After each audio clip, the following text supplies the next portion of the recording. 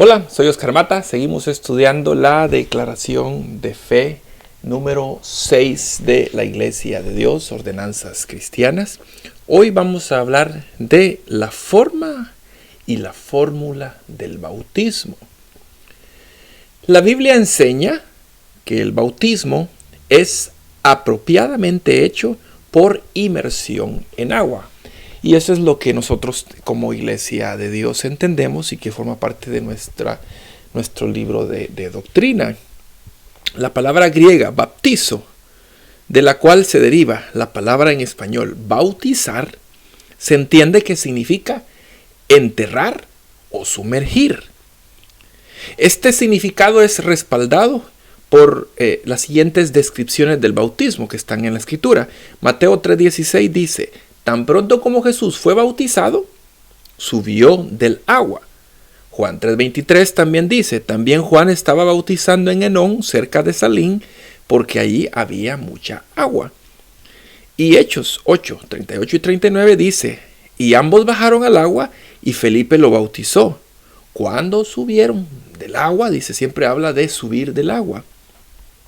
La imagen más convincente de bautismo por inmersión completa es la comparación de Pablo de este con la muerte, sepultura y resurrección de Jesús que encontramos en Romanos capítulo 6 de los versos 3 al 11.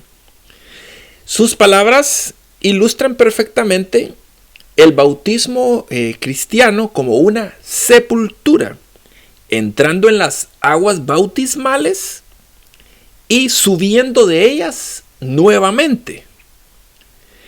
Hablando en forma general, rociar o verter agua sobre alguien es visto como un símbolo impropio de la muerte, sepultura y resurrección de Jesús. Entendemos que algunas personas, pues bueno, esa es la manera como bautizan, por rociamiento o aspersión, o vertiendo agua sobre la cabeza de un infante o de adultos, incluso cuando alguien se convierte al cristianismo de manera ya siendo adulto. Pero esto no es bíblico, lo sentimos mucho. Esta es una práctica que surgió posteriormente y no es algo que encontremos en las Sagradas Escrituras. Bautismo significa sumergir, así de sencillo, sumergir, sepultar. Necesitamos sumergir a la persona en el agua, no rociarle agua. Entonces esta es la forma del bautismo. Ahora vamos a ver la fórmula del bautismo. Los estudiantes de la Biblia a menudo han debatido sobre las palabras apropiadas que se deben decir cuando se oficia un bautismo cristiano. La Iglesia de Dios no prescribe una fórmula única, es decir, que nuestros ministros, nuestros pastores no son instruidos de que esta es la mandación, estas son las palabras que usted tiene que decir, porque si no el bautismo no es válido. No, eso sería antibíblico hacerlo. Hay dos maneras que encontramos en la Escritura sobre cómo oficiar un bautismo. Es posible que la Iglesia de Dios en otros países pueda tener alguna leve variación en cuanto a eso, y si usted está en un país que no sea Estados Unidos y Canadá, pues bueno, este es el entendimiento de la Iglesia en estos dos países, aprobado por su concilio ministerial. Pues en otros países pudieran tener un entendimiento levemente diferente, pero al final no afecta el contenido general de lo que significa el bautismo. En Mateo 28:19 dice: bautizándolos en el nombre del Padre, del Hijo y del Espíritu Santo. En el nombre se entiende por la autoridad, no por la mención del nombre de Dios, ni el nombre de Jesús, ni el nombre del Espíritu, porque bueno, en todo caso, el Espíritu Santo no le encontramos un nombre como a Dios, Jehová, Yahvé o Yahweh, al Hijo, pues Jesús, Yeshua, Yahoshua, dependiendo del idioma que sea. Pero el Espíritu Santo pues no tiene un nombre que le podamos decir.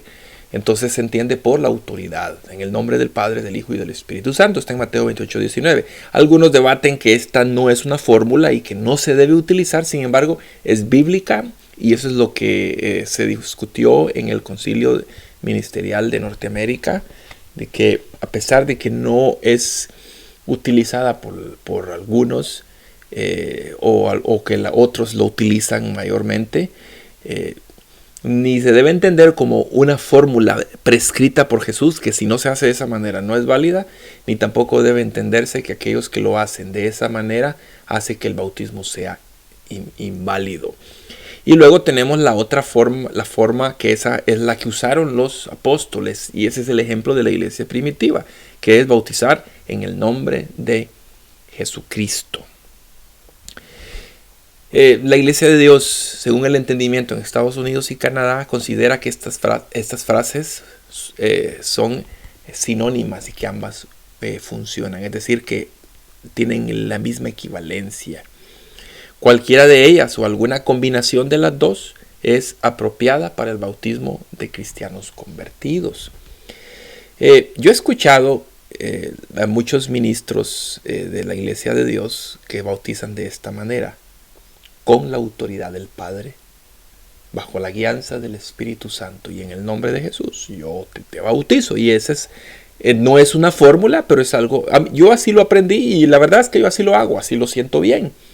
Bautizo en el nombre de Jesús, pero menciono que lo hago con la autoridad del Padre, guiado por el Santo Espíritu. Y es ahí en donde se entiende lo que Jesús decía, bautizándolos en el nombre del Padre, del Hijo y del Espíritu Santo. ¿Por qué? Porque lo hacemos con la autoridad del Padre, guiados por el Espíritu y en el nombre de Jesús. La mención del nombre de Jesús es la que da toda la validez al final al acto. Pero reitero, no es una fórmula que así debe hacerse. Por ahí hay algunos que dicen nada más: yo te bautizo en el nombre de Jesús, nada más. Otros en el nombre del Padre, del Hijo y del Espíritu Santo, así, nada más. La Iglesia de Dios, en ese sentido, respeta a aquellos que fueron bautizados en cualquiera de esas formas. Ahora, si alguien fue bautizado en el nombre de Buda, de Alá o de cualquier otro, pues bueno, ya eso sería diferente, ¿verdad? ¿Por qué? Porque no se está mencionando al Hijo como la única conexión con el Padre que encontramos según las Escrituras. La práctica general de la Iglesia es que los bautismos sean oficiados por un ministro ordenado. Esa es nuestra práctica general. En muchos países buscamos que un ministro sea el que oficie el bautismo.